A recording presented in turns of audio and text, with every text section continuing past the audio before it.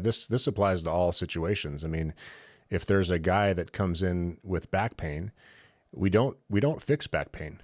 We make you stronger, and making you stronger will oftentimes fix your back pain. That's an important Right. distinction. It applies in Right. those situations. It applies in situations where the trainee maybe had a back tweak while lifting. It applies when a trainee is in the process of getting stronger and they get hurt outside of the gym. It doesn't matter where the pain or the injury comes from. What you're saying is, as coaches, we need to know how to apply this process to them in a way that doesn't make it any worse and hopefully makes it better over time.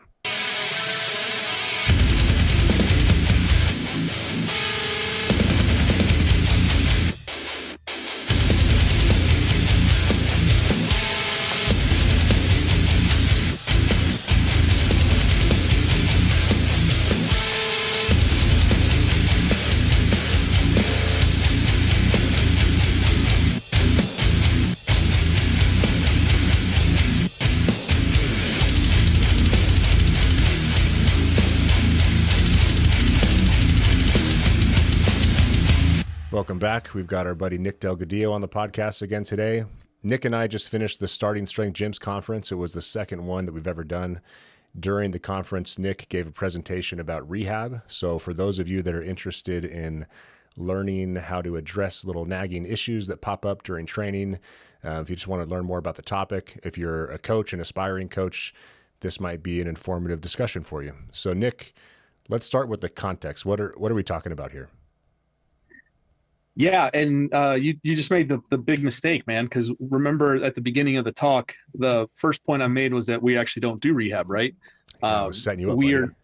I know. Thank you. Thank you. So we're actually not qualified to do rehab, right? And when we were talking at the conference, a big part of the focus initially of this talk was what is it that we actually do, and I had everybody kind of explain to me what a starting strength coach or a coach at a gym actually does. And people typically say things like, we do starting strength, we are strength coaches, and whatever else, then people say like magical things like we change people's lives and all that shit. But and that's cute. But what it comes down to is what we promise is improved performance, right? And as starting strength coaches, and as coaches who use starting strength, improving performance means getting stronger, because in almost every activity that we care about, getting stronger is going to improve your performance. Now, the challenge to the newer coaches is expanding the scope to not just be someone who delivers starting strength, because anybody can do that, right? Anybody who spent time on the forums and has a passing knowledge of the method and knows how to do the teaching methods can teach starting strength, and can talk about programming and can talk about things and parrot things that Rip and other people have said. But in order to be a good coach, so the difference between a good coach and a great coach is somebody who can integrate everything and actually improve performance. So improving performance is using starting strength as the tool to make people strong and to improve performance. So get people strong, thereby improving performance. But it also includes things like nutrition and managing injuries and programming long-term, all the things that we need to be able to do to integrate starting strength and what we do into our clients' lives, right? So it was kind of when we talk about rehab is a very, if we're going to be clear, we have to define what we actually mean. And rehab is in the context of an acute or chronic injury, but when you're dealing with something that is being managed by a medical professional, right? So the physical therapists of the world and the doctors and the orthopedists of the world. So that's not what we do. So everybody needs to stay within their scope, stay within their lane, and understand that when something does happen in the gym, the truth is that we have a lot to offer. Or when something has happened in the past, somebody's dealing with a chronic pain or a nagging thing that they're dealing with, we do have a lot to offer, but it has to stay within the context of performance improvement, right? So the minute that we go into okay, you have an injury, you've you've done something to yourself, and now we're going to rehab that injury. Just realize that we're going a little bit beyond what we do. Right. Now, experienced coaches are going to do that just as a matter of course, and that's okay, right? But everybody needs to know where they are in terms of their own experience and what they can actually do. But a better way to talk about this is managing injuries, because it's not actual rehab, right? It's managing injuries is what we're talking about within the context of being a coach in a gym and dealing with members, whether in person or online, right?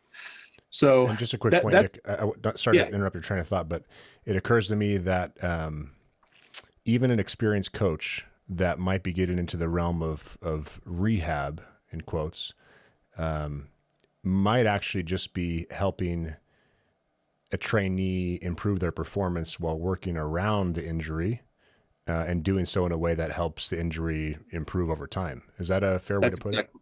That's exactly right. Yeah, and that's one of the points we'll talk about later on. But that's exactly the deal, right? So Rip always says a very important phrase, and that's you don't let things heal, you make them heal, right? And that's the whole deal. Now, as far as diagnosing things, and this is kind of more what I'm talking about, but as far as like something happens and you start drilling down and diagnosing what's actually occurred, it's a tear, it's a nerve thing, it's an impingement, whatever. You guys, you don't actually know, right? You don't actually know. You've got someone who's in pain, you've got something that hurts at some point, and you have to make a determination of, can I work through or work around this, or do I need to get some help? Yep. Right. So that's kind of the big picture overall, how to think about this stuff. Yeah, and as usual, knowing where you mentioned the word scope, that's a good way to put it, but knowing where your skills and your scope start and stop is really useful, because we don't want to navigate into the territory of what an MD might do.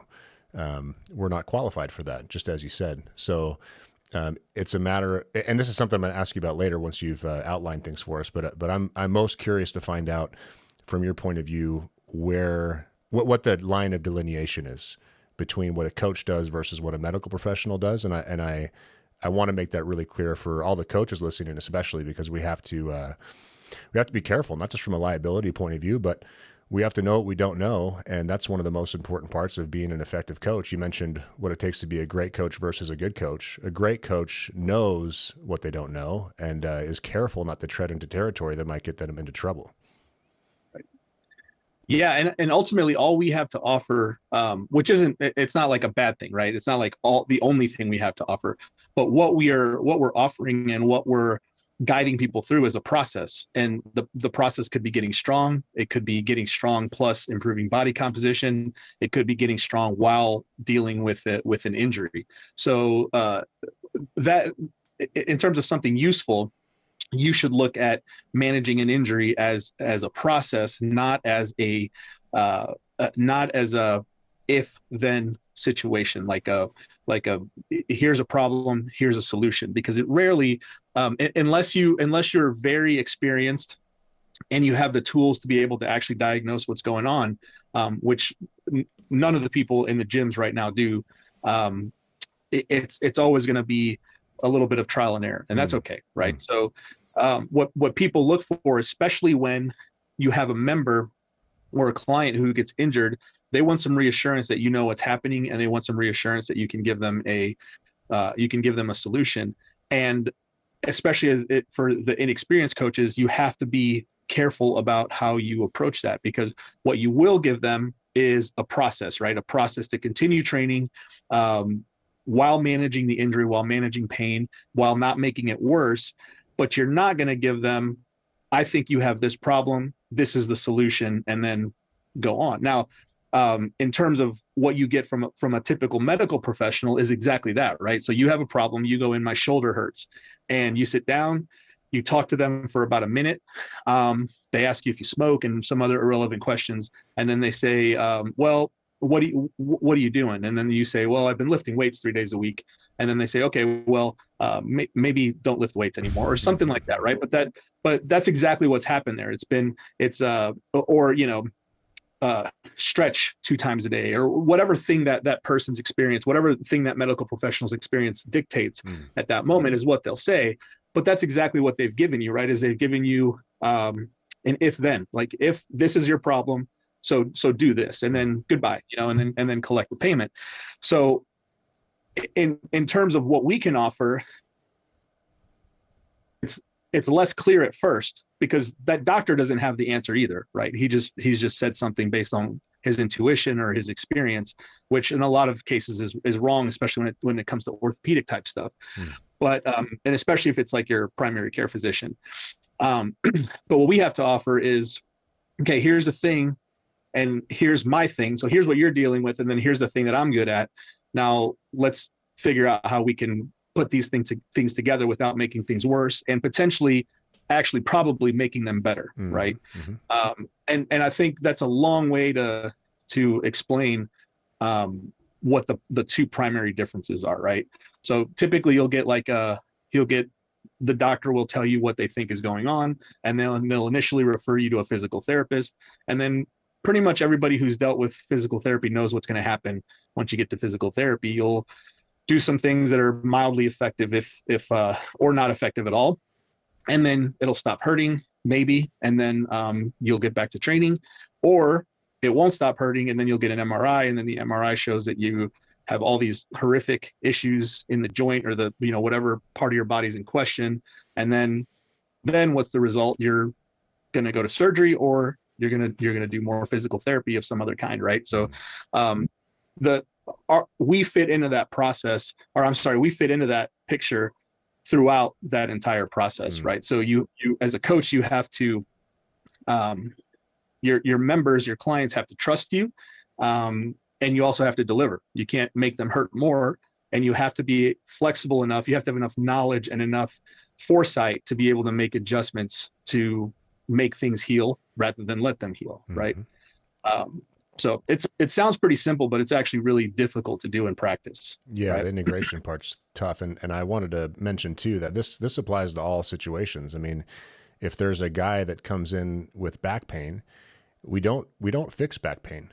We make you stronger, and making you stronger will oftentimes fix your back pain. That's an important distinction. Right. It applies in those situations. It applies in situations where the trainee maybe had a back tweak while lifting. It applies when a trainee is in the process of getting stronger and they get hurt outside of the gym. It doesn't matter where the pain or the injury comes from. What you're saying is, as coaches, we need to know how to apply this process to them in a way that doesn't make it any worse, and hopefully makes it better over time. Right. Yeah. And be honest about what you're doing, and it's okay to not know. Right. So one of the questions I asked everybody was, because exactly the thing that you just mentioned that happens all the time, right? A guy comes in with shoulder pain. He's had chronic shoulder pain for months or even years, or back pain for months or even years. And then within the first couple of months of training, it's gone. And then I asked everybody, so what's happened? Why does it not hurt? And then again, you get all these different various answers. People are very, very sure it's because he got stronger. It's because this, it's because whatever. And depending on who it is, you get a super technical thing or a like fantastical kind of nice sounding thing. But the truth is that we don't know, right? I don't know. And you don't know. And that's okay, right? The response is just, you've started training, you started moving, you've started loading your spine, and you've responded positively, right? It doesn't hurt anymore. Now, whatever was going on there was a structural thing, or it's in your head or whatever, doesn't matter. It's better now, and you're better off for it. And, let's continue and see what happens. Almost every time, nothing bad happens, right? I mean, there's rarely an issue after that. When the guys come in with back issues, and his back issues go away after 10 sessions, the back pain doesn't come back, right? So yep. Doesn't matter. It doesn't matter why it went away, but it went away. Sure. If anybody's really interested in it, you can look into it and read all the studies, and the guy could get MRIs and all this other shit, but it doesn't matter at the end of the day, right? And you're never going to establish causation. There's no. Yeah, his back's going to look fucked up under an MRI regardless, right? But it doesn't hurt anymore. Right. Exactly. It doesn't hurt anymore. So that's the important thing there. Yep. So what's next? So we've got the context of what we're talking about here. We're trying to determine. We're trying to outline where a coach should set that line of demarcation in terms of their scope of practice and medical professional scope of practice. Where should we go next? Do you want to talk about common things you see in the gym and how those things are addressed, or do we need to provide more context first?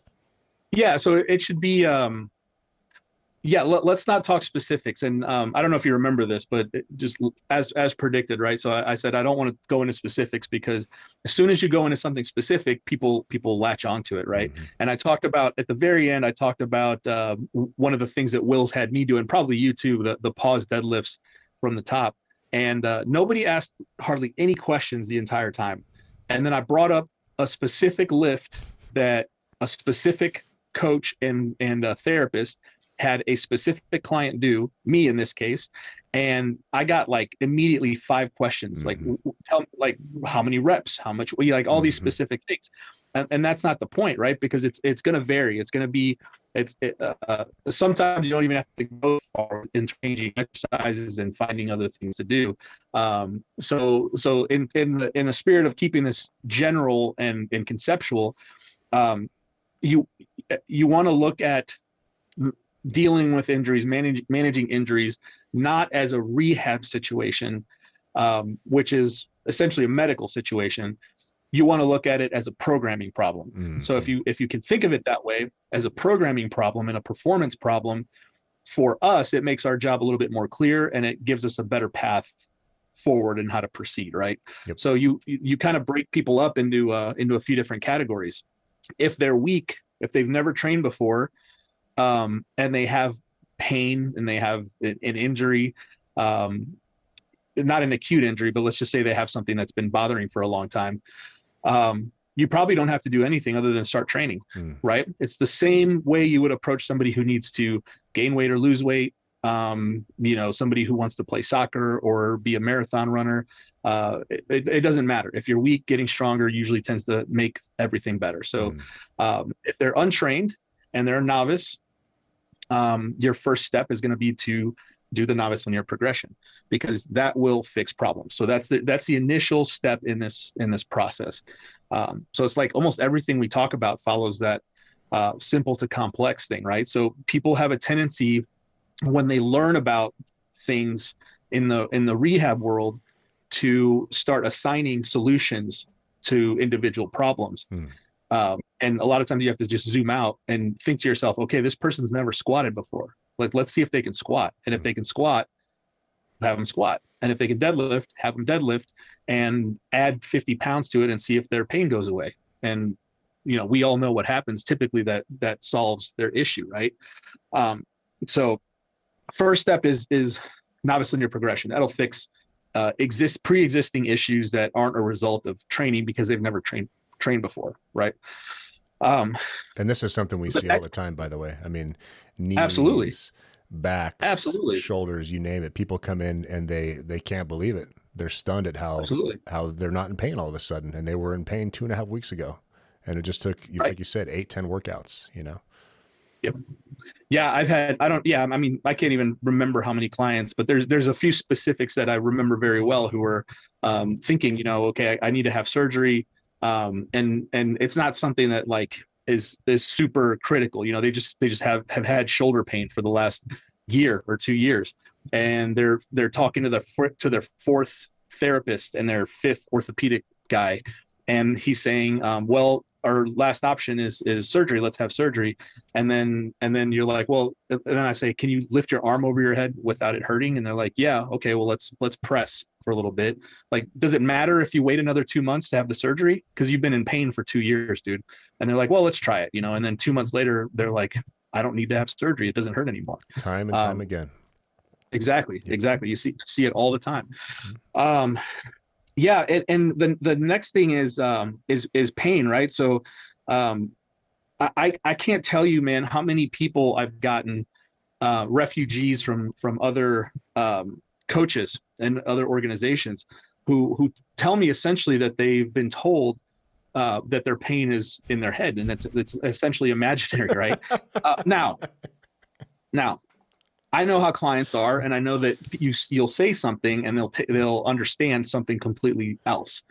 But no shit, that's kind of the fashionable thing to do right now, right? It's people, and you have to be careful with newer coaches too, because the young folks, the ones who are less experienced and are getting into this, will read or see something that sounds like it makes a lot of sense, and it does, and they'll latch onto it, and that'll be their quote unquote identity for that specific thing, right? So, we've had Will and Nick D'Agostino and others talk about the biopsychosocial model of pain, and I can see how to the wrong client or to the wrong coach, um, they could take that concept and apply it in a way that leaves a client feeling like you've been told, like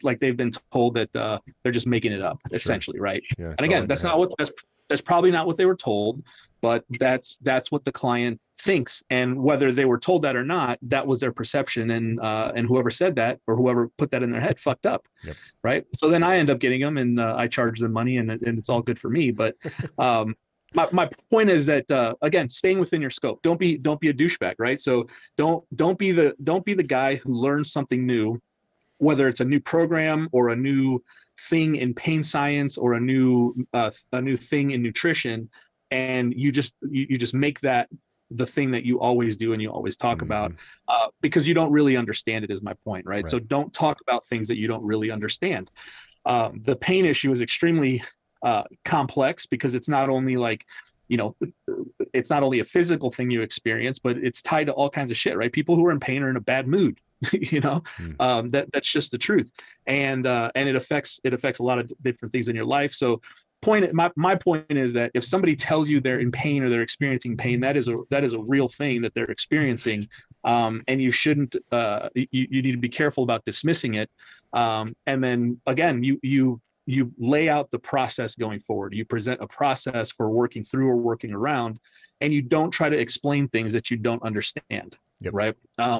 And Nick, and that's not to make you busier than you already are, but I've got an example of exactly what you mentioned. I was with a coach with another organization online for a while, and I remember I had to squat 4 sets of 5 at 335, and I gave feedback on True Coach that my hips were just screaming at me.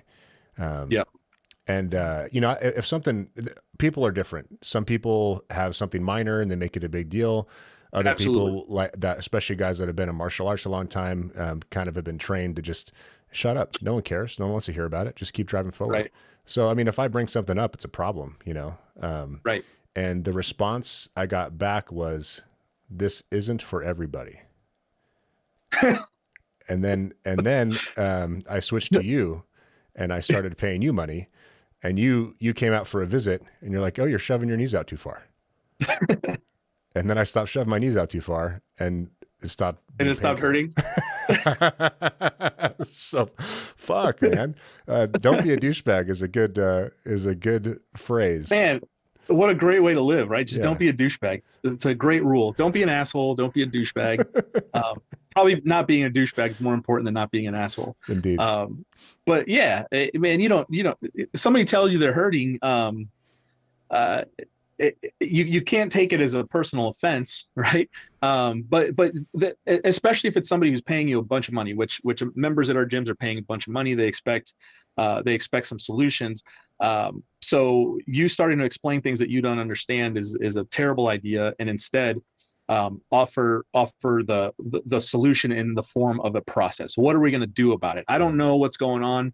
If you want to go get an MRI, if you want to go get checked out, go ahead. Just expect that they might tell you something you might not want to hear about training. But here's what I plan on doing. We're gonna do this. We're gonna do this other thing, and if it hurts, we'll slow down. We'll stop. We'll reduce the load.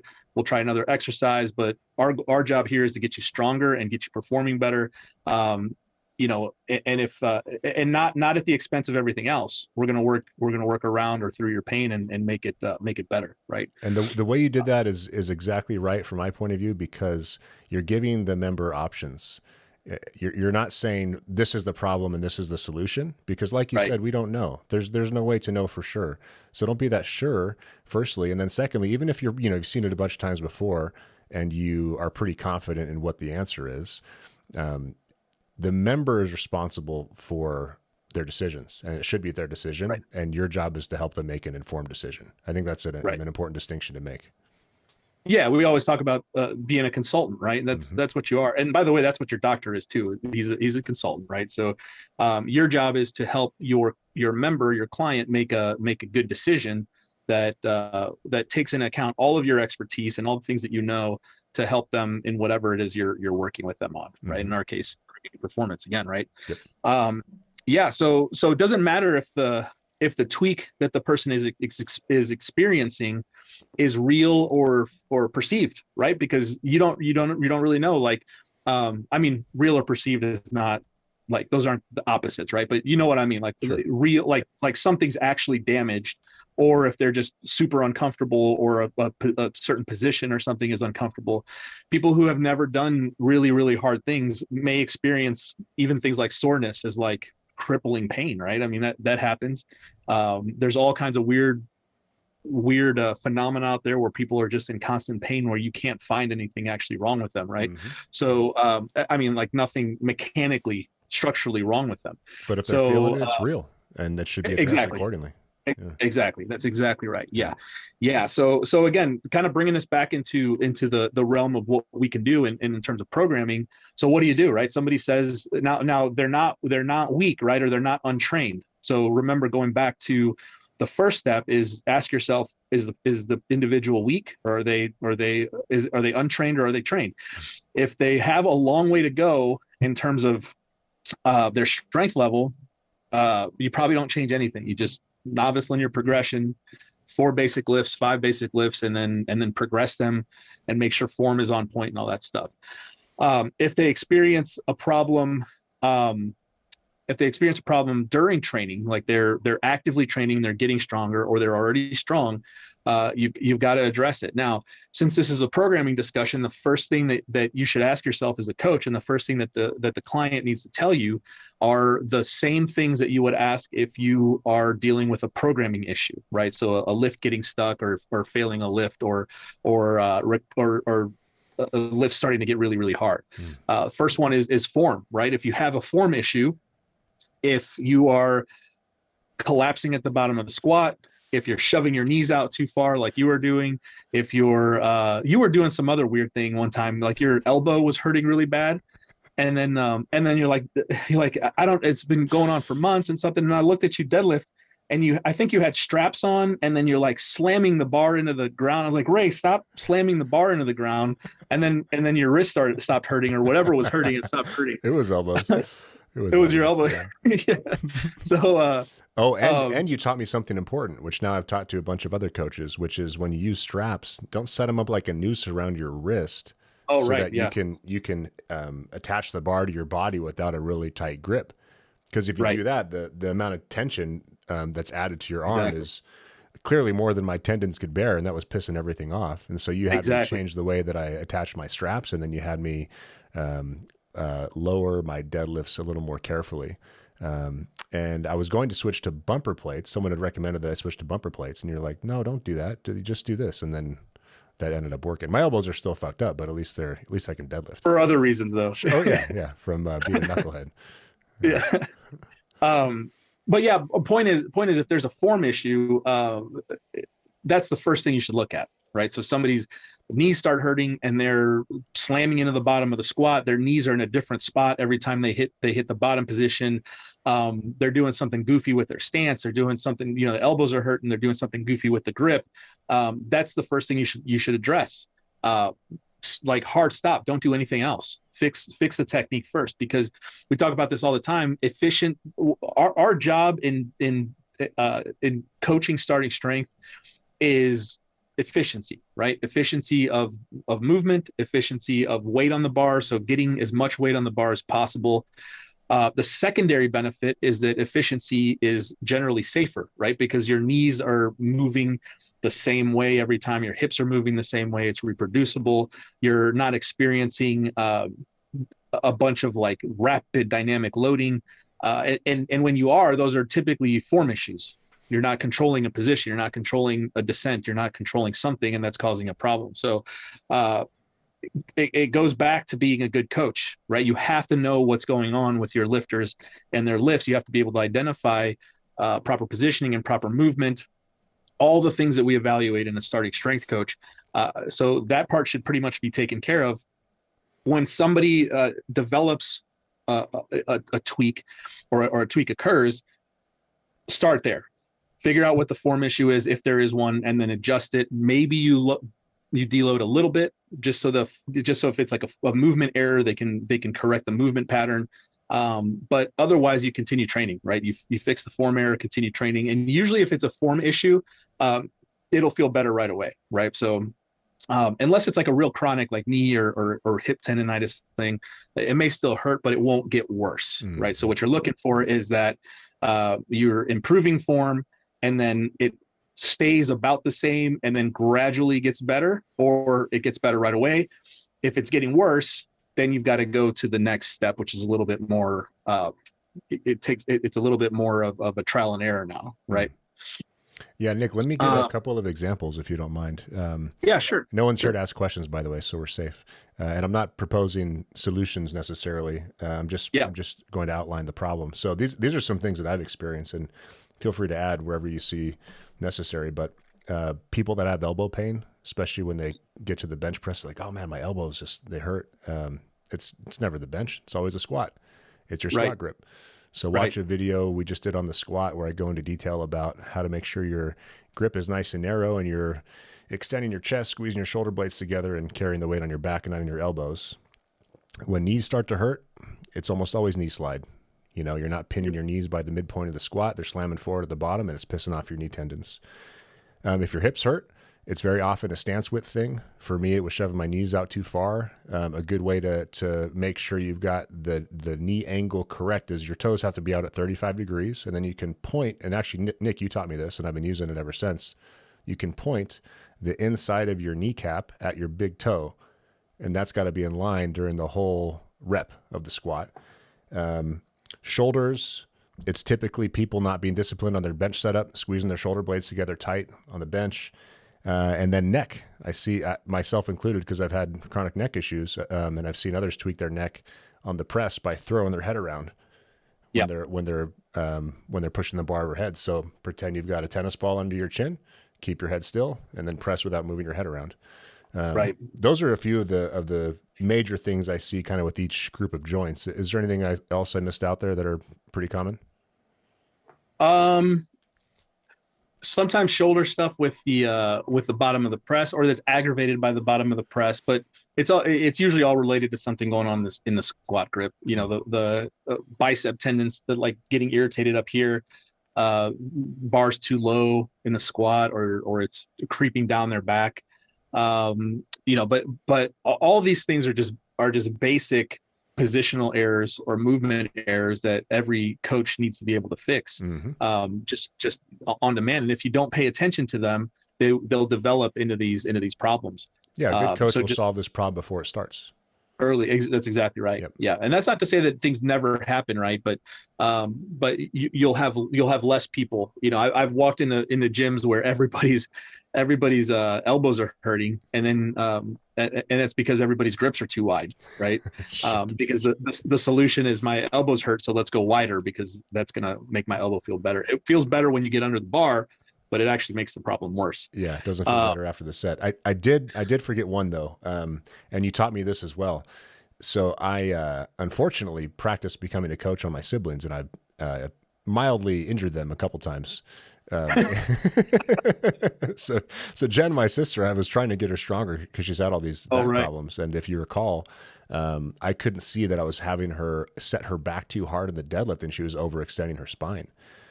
Squat too. Yeah, I've seen that on the squat and the deadlift quite a bit ever since you taught me that. And the solution for that is to have people kind of brace down and, you know, eat their belt with their abs so that they're not overextending their spine and maintain that position during the whole set. But yeah, it's a common go ahead. Common misunderstanding. Your back should be neutral and tight. It should not be overextended. Should not be overextended on the squat. It's hard to do in a deadlift unless you're a bendy female or a really skinny guy, but your back shouldn't be overextended. It should be neutral. Mm-hmm. That's the way it's going to transfer force most effectively. We learn things the hard way, so you don't have to. There you go. There you go. Yeah, these are all problems that I experienced myself over the years. Yeah. So again, since it's a programming discussion, form, number one thing. Second thing is consistency, right? So if your lifter or your member or your client or you haven't been training consistently, then that's the next thing to fix. So fix your form. And it's not like you have to have a coach watching you every single rep of every single set, but your form has to be good enough, right? There's an acceptable level of deviation from efficiency before you're really messing things up. So you don't have to be a neurotic weirdo about the lifts. Like, you don't have to set up 4 camera angles and break it down in slow motion and do mocap and stuff like that. It has to be close enough. Get a form check every once in a while. If you're working with a coach, this takes care of itself. But the second thing, I will add to that, Nick, you shouldn't be neurotic about it, but at the same time, you should, if you're going to coach yourself, if you're going to be a self-coach trainee, then I recommend that you have a picture of the model in mind when you're attempting these lifts. And I did, by the way, when I started, but it was purely from the books and from the images in the books and my conception of what was being described, which in a lot of cases was incorrect. My conception was incorrect, or I took things too literally or took them to the extreme. And that's why it's so nice to have the YouTube channel now and so many videos of all the different lifts and people coaching the different lifts, because as a trainee doing this on your own, you can look at what's happening and then take that picture in your mind and try to apply it to yourself when you're under the bar. Right. Yeah. Yeah. The other big part of that is watching yourself lift. So you establish a baseline for what you look like lifting, because you have to make a connection. Friends, on a camera. Yeah. It's got to be a video. Yeah. You got to connect what you're feeling under the bar with what it actually looks like. And the easiest way to do that is just to video yourself, so that when you do get feedback on a form check or something, you have a frame of reference to work off of. So consistency is the second thing. So if you experience a tweak, you experience an injury, and you can still move, and you're not debilitated, and you haven't been training consistently, the next thing to do is fix your consistency, right? So again, this is a programming discussion. So if your form's not right, fix your form. If you've missed a bunch of training, get back to where you're training consistently, and that may solve the problem, right? That may solve the problem. And one of the things that I've discovered in the last, very, very obviously in the last 6 months or so, is that inconsistent training for people who have trained for a long time is a bad deal, especially if you're doing things outside of the gym. So, just to be more specific here, like, and you and me kind of have experienced the same thing. The last 2021 was fucked up. I drove 60,000 miles in 2021, just all over the country, and I was missing a lot of training in the gym, missing a lot of barbell training. So, just from convenience, or because we're on the road or driving or whatever, instead of planning ahead and rearranging the workout so they continue to get stronger or staying stronger, you tend to just push it off and get in the car and drive. And the whole year, we've been doing jiu-jitsu heavily and still doing self-defense classes and fighting classes and firearm stuff and all that. So, I fucked myself up pretty bad, just because, and I really think that the primary reason for that is lifestyle, just, sitting long hours on the computer, sitting long hours in the car, and then going to do something like 3 hours of jiu-jitsu or a 2-day fighting class, like a Shiv Works, where you're beating the hell out of each other. And then getting in the car and driving again, and then missing lifting workouts. And I was really, really bad shape back in April. So you did look pretty cool at the time, though. I was fairly. I wasn't cool. Yeah. Didn't feel cool. Maybe it looked cool. It didn't feel cool. Yeah.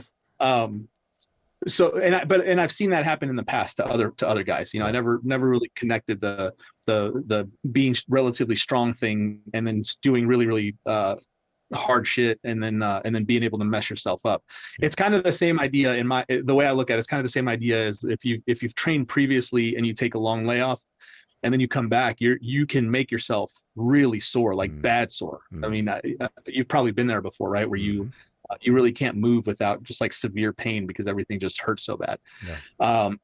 So it's the same idea, right? You can still produce a bunch of force. You can put yourself into positions, but you're not conditioned for it, is the point, right? You're not conditioned for it. So you can fuck yourself up.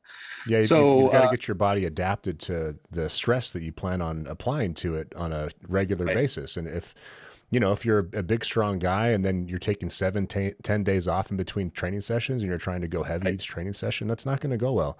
It's going to go just as poorly as the other mistake I've made, which is doing 0 jujitsu to doing 5 days of jujitsu per day, or 5 days of jujitsu per week.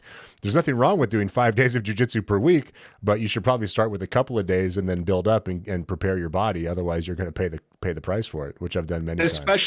Especially if the last time you did martial arts, you were like 165 pounds or some shit. And then you're 20, right? And now, late 30s, 100 pounds, 80 pounds heavier. So, like quadrupled your strength, and then you're wondering why it sucks to do jiu-jitsu. And the hilarious thing is the reason why I've paid for a coach for as long as I can remember is that if I had a trainee in my same situation, I would guide them towards the non-knucklehead path, and I would notice the errors in their thinking, and I would make sure they don't hurt themselves and apply stress appropriately. When it comes to my own stuff, I don't know what it is. I just don't even think about it. I just go forward and then pay the price for it. It's pretty hilarious. Yeah. Because I've seen you say the right things to other people, and then like, why doesn't he say that to himself? But we're all the same way. We're all the same way. We don't typically do things the best way, even though we know how to tell other people how to do it. Yep. So consistency, and then the other important question before moving on in terms of programming is recovery factors, right? Are you sleeping enough? Are you eating enough? So the first 3 questions article that Rip wrote. So anytime I have to make a decision about programming, those are the 3 things that I'm checking on first: form, consistency, and the first 3 questions, right? That's the easiest way to think about it. And if any of those are not in order, those have to be gotten in order first. Same thing with managing an injury. If any of those things are not right, get those right, because anything else you do is just kind of masking an underlying issue. If you are not recovering and something hurts, fucking get recovered, because that might fix the problem, right? You're not sleeping, whatever, or adjust your training. If you don't have a choice, right? You can't sleep more because you've got an infant at home, then make a programming decision, adjust your training, and see if you start hurting less, right? If you're not recovering from the stress and you can't add more recovery, then you've got to reduce the stress.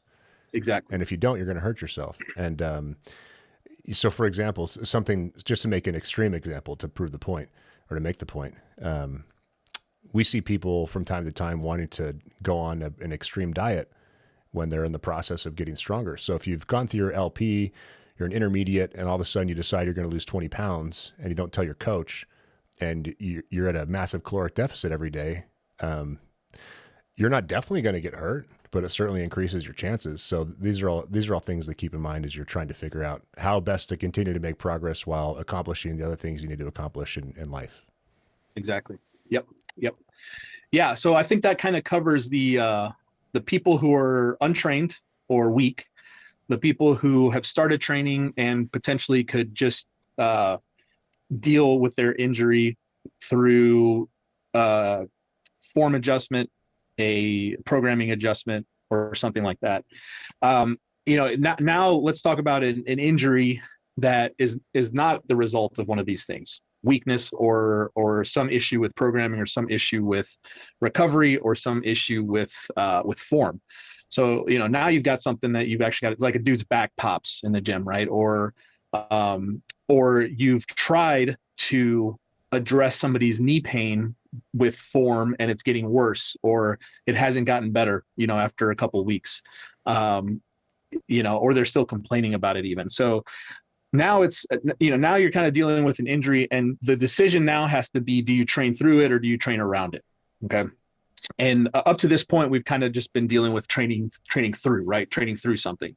So, the way I approach the next part is maybe through a series of questions. So like an assessment of how I should proceed forward. So still keeping everything in context of a process. Like, how am I going to apply a process going forward? Because I'm still not going to go to, this is what I think is happening, and then this is a solution, because I don't know what's going to work and what's not going to work.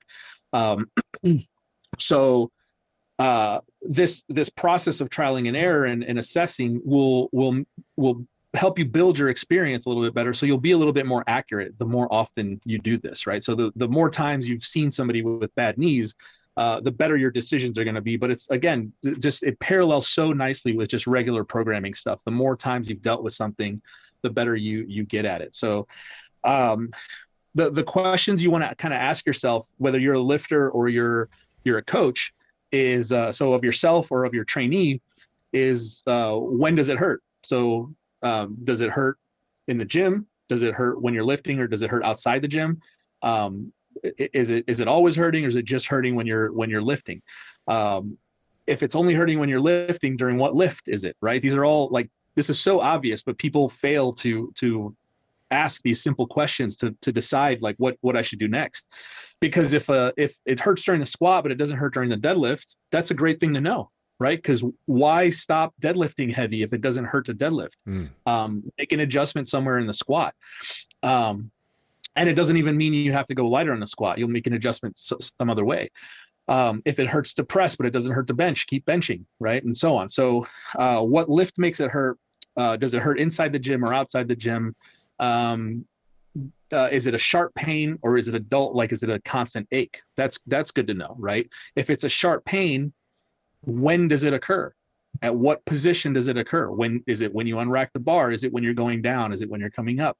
Is it when the bar touches your chest, right? So is it when you get out from under the bar? So these are all things that are going to help you narrow down where to look for a problem, and also, more important, where to make an adjustment, like how to modify something.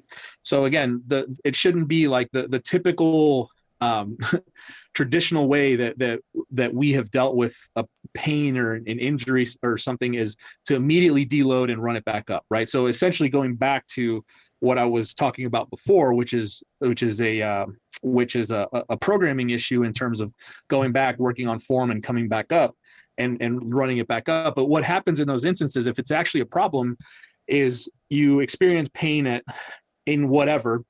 Let's say you experience pain in your back at a 315 deadlift.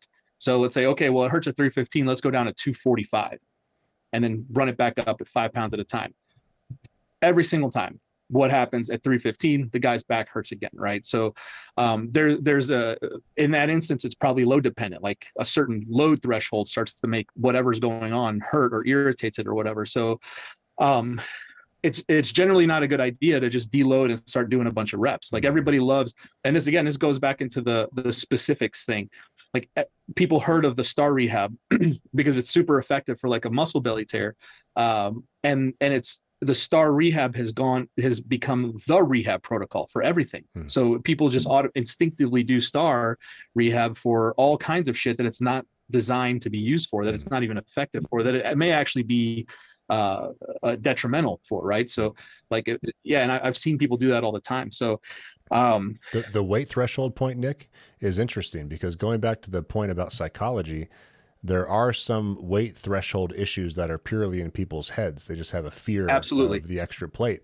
But there are some weight threshold issues that have to do with the mechanical situation in whatever joint happens to be affected, for example.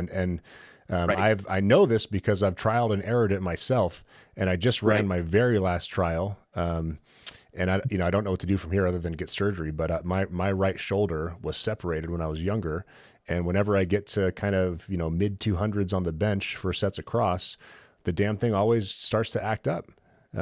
So I verified it on this very last run up on the bench with Will, and now he's got me doing all kinds of other stuff to work around it. But yeah, it's I was telling myself it was in my head and it was just an arbitrary thing, and if I got my form right and whatever, I'd fix it. But this is probably the 5th time I've gone through this exact same cycle, and it is what it is. I've got to either work around it or get it fixed. Right. Exactly. Yeah, exactly. But these aren't things that you'll be able to necessarily know unless you ask the questions, unless you've done the process. And also always helps to have done it, to have experienced this stuff yourself unfortunately, right? Because it's not fun. But if you've been in these situations, like in the last 6 months, I've learned so damn much about rehab, unwillingly, right? Because just from working with Will and then talking to you and talking to Ben and all these issues that have come up. Yep. So yeah. So and here's the last question that's important to ask, and people always forget to ask this: what makes it feel better? So if there's a movement or a lift or a position that makes it feel better, that's good to know, right? Because you should do more of that. If it makes you feel better, do more of that. If it makes you feel worse, do less of that. And that's like a super simple thing, right? So don't forget to ask those. So the questions are: when does it hurt? What makes it better? What makes it worse? And does it hurt outside? Does only lifting make it hurt, or do other things make it hurt? So that's kind of where to start. And then now going back to making things heal. So what are we going to do? We should not reflexively just deload. Because again, let's go back to the original conversation here. Our job is to improve performance. And anytime you are deloading, you're intentionally holding back performance or even backsliding on performance. And it turns out that at least in my experience, the injuries don't do as well with lower weight and higher reps, right? Because like if it's an overuse thing, like you're just beating the hell out of your knees, it doesn't make any sense to go down and do sets of 8 at a lighter weight because you're just beating your knees up more. But that's something that people think is a reasonable thing to do. Right. So you have to determine a few things as a result of your questions. And the way I break this up in my head is it position related? Is it movement related? Or is it load related? Right. So those are kind of the three, the way I compartmentalize all the potential issues are in those three categories. So positionally be like all the stuff we talked about with the grip, the elbow. Does it hurt at a particular joint angle? Like when you bend over to 45 degrees, or when you hit the bottom of the squat and at this particular back angle, that's when your back hurts. Or when your knee goes to like 90, 95 or 100 degrees of flexion, that's when it hurts, right? So that's what I mean by positionally. Like, is there a certain position that makes it hurt, or a certain joint angle that makes it hurt? Then the second one would be, is it movement related, right? So are you crashing into the bottom of the squat? Does that make it better or worse? Slowing down, does the slowing down, like tempo, make it better or worse? Does pausing at a certain position make it so that it doesn't hurt?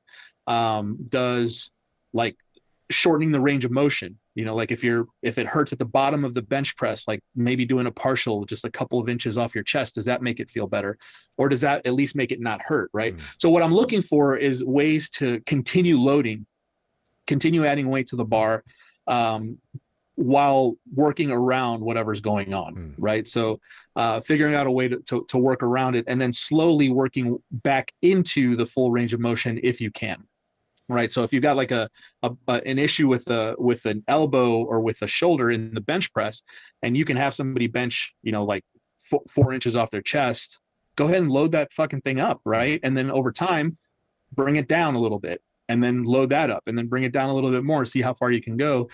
And that's a perfectly reasonable approach to take. I'm not saying it's going to work every time, but you can try that before making big wholesale changes to the whole exercise. Right. And then the load one is an interesting one, because you have to determine whether it's you need to go lighter, meaning that the load is the problem, or if you need to if it's like fatigue is the problem, meaning that like a set of 5 irritates it, but maybe a double or a triple doesn't. Right. So let's say you've got a pain somewhere in your back or your hip or something, and you experience it after your set of 5, and I say to you, all right, do a triple this time and see how that feels. And then you do a triple, you're like, okay, that didn't hurt. After 3, it didn't hurt. Okay, well, let's do 5 sets of 3 this time instead of 3 sets of 5. And then you can continue loading, and maybe even go down to doubles or even singles or something. And then you can continue loading and keeping things heavy, without introducing a bunch of fatigue during the set, like in the middle of the set. Yep.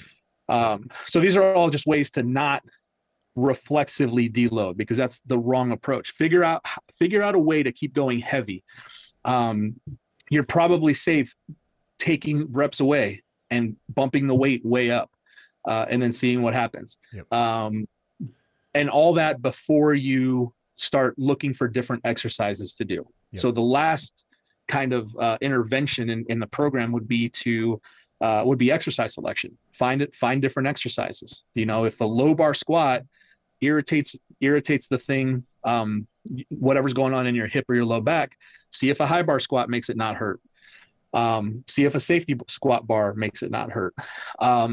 If a regular bench press bothers it, see if a close grip bench press doesn't bother it. See if incline bench press doesn't bother it, right? And so on, right? So that's when you start looking at all the things. And then the more experienced you are with this, the bigger your library of exercises are, right? So again, we use Will as an example because we both have worked with him and love him. I've learned a bunch of different lifts just from working with Will, lifts that I'd rather not do because they're not squat, press, deadlift, and bench, but you have to do it because of a certain problem. Yep. And that's fine, right? Because you're just going to do them really heavy and they suck. They're not any fun. I'm laying on the ground doing floor presses at the moment. Because man, don't let anybody see you. I mean, I look goofy as all hell, but it's at least I can still bench, Right. I can still lift. Yeah, just don't wear a starting strength shirt when you do it. Oh no, people I don't. On? Yeah. One thing that struck me as you were talking about, reflexively going to a deload, for example, is the incentives that drive that behavior. So people want a defined problem. They want to know what's wrong, and they want to know what the solution is. And if that particular person is paying you as the coaching professional to guide them through the process of getting stronger, they may expect that you'll be able to define the problem and offer them a solution. And you might feel the pressure of their expectation and then reflexively offer a solution while pretending that you understand what the problem is. And that is what Nick is suggesting against. What Nick is in favor of, which I think is wise and requires some expectation setting with your member, is trial and error. I don't know what's wrong. You don't know what's wrong. Your doctor most likely doesn't know what's wrong unless you get a bunch of imaging, and then you still may not know what's wrong because you've got to establish causation. But what we can do is go through this very simple process, like you said, of figuring out what makes it better, what makes it worse, what does the pain feel like, and then just tweaking the variables until you actually solve the problem and not just kick it down the road temporarily for it to come back and piss everybody off even more. Exactly. Yeah. Right. Yeah. And the one word of caution here is that people listening to this, and this happens all the time, you don't jump to this last piece that we're talking about, because if you haven't looked at just getting stronger and you haven't looked at form, consistency, and recovery, you may be missing out on continued progress and not deviating too much from what you already know, in favor of added complexity that's not necessary, right? Because now we're talking about, to take it back to a programming discussion, now we're talking about things, in terms of progressing the intervention is now like in the more advanced stages of what you need to be doing, right? Because all the tools that you've got, for the majority of problems that you're going to encounter are solved are given to you by the squat, the press, the bench, and the deadlift. They're all there, right? And just ask the Petrizzos, the D'Agostino's, the Morrises of the world what their PT clinics look like, and it's a plate and barbells and a bench, and they're doing these movements, right? So now we're talking about some issues that aren't solved with those more basic solutions that we're all already very good at, right? Mm-hmm. So again, don't jump to looking at like tempo squats or partials or adjusting loads and stuff like that if it's not necessary, because just do your job and it'll take care of itself. Yep. One point about consulting really quickly, Nick, is really good consultants separate the information gathering process from the solution prescription process. And I think that's a really wise thing to integrate into your coaching profession for those of you that are learning as coaches out there. So what I mean by that is, if you have a trainee that's got a problem and you're going through this series of questions that Nick has suggested for you, and you're gathering information, just information gathering might be adequate for that particular day before you make any suggestions. I mean, there might be a form issue that you are not catching. It's happened to me. I see it happen to other coaches. So then that gives you the time to go speak to your peers and see who else has encountered this before. And you name it, you punch it into the forum, it's been discussed ad nauseum. This is definitely, this thing that you're seeing with this person on the platform, it's definitely not the first time in history it's happened. So tap into to the hive mind of information that's already out there from your peers and from the forum, and don't jump to conclusions, because Nick has suggested you don't reflexively just deload, but also don't reflexively just start messing with stuff, because it might just be a simple form error that needs to be fixed that you happen to miss. It happens all the time. Yep. Yeah. The last thing we should talk about is when to go elsewhere, right? When to get help, something else, right? Mm-hmm. So the resources, if you're a coach at a starting strength gym, we've got the coaches Slack, right? And there's enough experienced coaches in there that pretty much anything you're seeing right now has been dealt with before. So you go to the coaches Slack. Call Ripito. He's been doing this for 40 something years, and he's probably dealt with almost everything, and he's probably dealt with it very effectively. And he will know,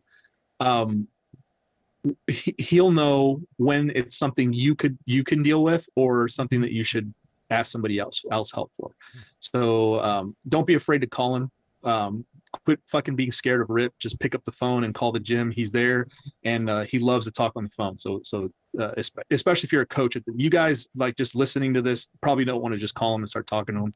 But if you work at a gym, he'll talk to you and help you out. But you can post on the forum if you're just you can post on the forum. One of the fans. Absolutely. I mean, there's a Mark Ripito Q&A. You can just ask the author of the book whatever question. Now, read the rules of posting and make sure it's a well-formulated question and you've already searched. But anyone listening to this right now can ask Mark Ripito directly for advice, because that guy's got a wealth of experience with this stuff, and there aren't many people that can integrate, the way the human body works, common issues, how it integrates with lifting, his experience over time, things he's seen, ways he knows to resolve these problems. So that's a valuable resource, to say the least. Absolutely. Yeah. Aside from Rip, we've got a handful of physical therapists who are starting strength coaches. They're probably the my go-to. I've worked with Will. Ray's worked with Will. Hopefully, we'll convince Will to work very closely with starting strength gyms here in the near future. So any of those people, as a coach, I'm talking to them. They may be willing to talk to a client, but when you've got a client or a member who has already talked to a local person or to their doctor or their physical therapist, they may not be willing to talk to just a random guy online who you say who you think is good. Mm-hmm. So keep that in mind. But you as a coach can absolutely consult with these guys confidently, right? Just pay them. Yeah, shit. Don't offend these guys by suggesting they should give you anything for free. Will is at the level where Ripito calls him with questions, kind of thing. So Will Morris is an asset, and although he doesn't work with us in a formal capacity yet, he is taking referrals from the gyms. So if you work at one of the gyms, if you're a member at one of the gyms, and you want to get an opinion from a guy with a whole lot of experience and education, Will can help you kind of on an informal basis. And as Nick said, we're courting him at the moment. So once he leaves the military, hopefully he'll be with us in a more formal capacity. Yeah. And then, okay, so those are kind of your resources, folks. Like Ray said, the forum, ask Rip in the forum, search the forum. That's something you want to do. Search the forum because it's probably already been asked and answered a million times through the however long that thing's been in existence now. So the times that you should refer a member or a client or yourself should go seek medical attention. And whether that's hiring or consulting with one of our physical therapists, SSCs, or actually going physically to see somebody, is if and again, this is my list, right? This isn't an official list or anything. This is the way I would approach things. If someone is experiencing nerve symptoms that are not getting better, right? So they've got like radiating pain down their leg. They've got numbness and tingling going down the leg that's not getting any better. They're like numbness and tingling in their groin, or loss of function is a big one, right? So if they all of a sudden, like some people in the room here, all of a sudden can't lift their arm up over their head, you got to go fucking see a doctor. Like, don't be like, oh, that's weird, and then just go about your day. And then Like, go that's to a not a music good thing. festival. That's not a good thing. Yeah, like if your foot starts dragging on the ground, that's not a good thing. So hopefully you're ahead of that kind of stuff. But those are all nerve symptoms, obviously, right? So you need to talk to somebody, or you need to refer your member out to somebody if those things are going on. And you are not qualified to deal with those. Incontinence is under the loss of function umbrella, by the way. Absolutely. That's a go to the ER type situation. Right. Pain that significantly affects your normal life, right? So if it's not in the gym, if it's hurting all the time, you may be making something worse in the gym by trying to continue to help somebody. So if they report that it's getting worse, they can't sleep at night, it's time to consult with somebody or send them to their doctor. And then loss of strength, loss of function, right? So if all of a sudden they can't make a tight fist, all of a sudden they can't raise their arm up, their legs dragging on the floor, they're getting incontinence or something like that. That's way the fuck out of our scope. Get some help. Talk to a PT. Or send them to their doctor. Yep. Right. And one caveat on the is it bothering you throughout the day, maybe messing with your sleep, is probably for a back tweak. You can expect that when you tweak your back, and we're all going to tweak our back whether we lift or not, that you're probably going to have a couple of rough days, but to Nick's point, it needs to be getting better over time. It needs to be over time. That's what I meant to say. So if it's getting worse, and that's the indicator. Like, is it getting worse? If it's getting worse, okay, let's figure something else out. If it's staying the same, it's probably okay. If it's getting better, then proceed, right? But if your member or you report that it's getting worse, it's you're doing something wrong, or they're doing something wrong, or there's a bigger problem than what you can address. Yeah, you and Rip have a tendency to make things really obvious and simple. One of the things that Rip says is like, if someone's complaining about a shoulder and wondering if they should get surgery, it's like, well, can you sleep? No? Okay, get it fixed. It's like, oh, there you go. You got to sleep, so get it fixed.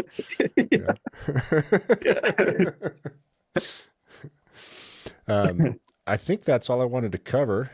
That was pretty much your agenda from the presentation over at the conference. Did you miss anything from your notes there? I've got everything checked off here. No, I think I think that pretty much covers it as far as what we can do. And I don't think people should take this as limiting in any way. I think you should in terms of only do these things because you're an idiot. What I'm arguing for here, what I'm presenting is that understand what you're good at. Yeah. Right. Understand, especially as a coach, understand what it is that you're good at and get really fucking good at it. Yep. And things that you don't understand or things that you don't know, leave that to other people. Mm-hmm. Leave it to other people. Don't worry about it. Because you do, if you're a good and effective coach, you have a lot to offer people who are in pain and people who are managing injuries and people who are injured. And there's no need to stretch into these areas that you have no business being into. Mm. Just do what you do and do it really well, and you'll be super effective, even in the face of like these injuries that people have a lot of trouble with. If you care about your members and you're clear about what you do and don't know and operate accordingly, you'll be in good shape. It pretty much comes down to that. Right. Right. Yep. Cool. Well, thanks for the time, Nick. Guys, like always, Nick is happy to be on the podcast. So if you want to hear anything else from Nick, just I guess you can comment on YouTube. We read most of that stuff, especially the silly things where people are commenting on my nipple size and hypothesizing that I'm lactating. That was the latest one. You're better off emailing or posting on the forum. Yeah, I think fantastic. Some guys are really trying to get on comments from the haters, and it's getting a little bit weird, actually. So Nick, thanks. Thanks for being on the show, man. We'll talk to you soon. Thank you. Thanks, guys. All right.